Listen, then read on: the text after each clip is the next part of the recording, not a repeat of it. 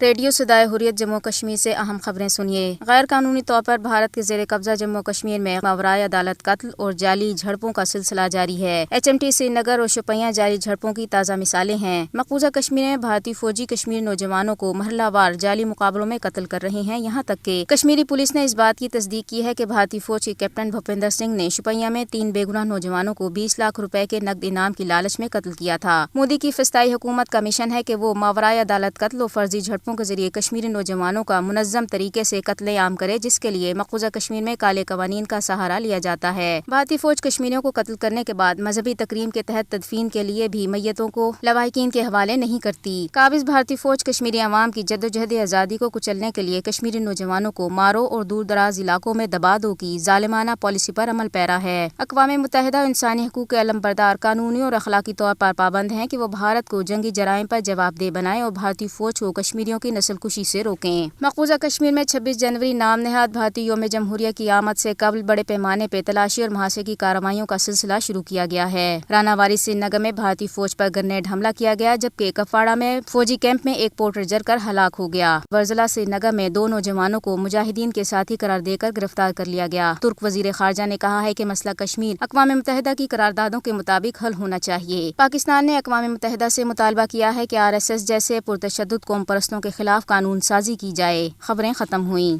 شوپیاں اور سری نگر کے اندر درندہ صفت بھارتی فوج کی طرف سے رچائے گئے جعلی مقابلے میں نوجوانوں کی شہادتیں اس ریاست میں موجود 10 لاکھ بھارتی فوج کی کارکردگی، منصوبے، بدحواسی اور جنون کی واضح مثال ہے، جو کسی بھی پوچھ گچھ اور قانونی گرفت سے آزاد ہے اور جو جہاں چاہے واردات کر سکتی ہے۔ ان حالات میں جب بھارت میں وہ فاسسٹ نریندر مودی برسر اقتدار ہے جو گجرات کے 2000 سے زائد مسلمانوں کا قاتل ثابت ہو چکا ہے اور جو کلکتہ سے مقبوضہ جموں کشمیر تک مسلمانوں کا صفایا کرنے کی پالیسی آزما رہا ہے، دنیا کے باضمیر اور غیرت مند طبقے کو بھارت میں RSS کے ہاتھوں خون آشام حملوں کے شکار مسلمانوں کی حالت زار سے لے کر اس ریاستی مقبوضہ جموں کشمیر میں فوجی درندگی کے ستائے عوام کی صورتحال کا جائزہ لینا ہوگا۔ اس کے ساتھ ساتھ بارہا یہ حقیقت بھی سامنے آتی رہی کہ ریاست میں تعینات فوج اکثر خصوصی اختیارات کا ناجائز فائدہ اٹھاتے ہوئے ترقی اور پیسوں کی ہرس میں ان جعلی مقابلوں میں قانونی طور پر بارہا مجرم ثابت ہوتی رہی، لیکن لاقانونیت اور اندھا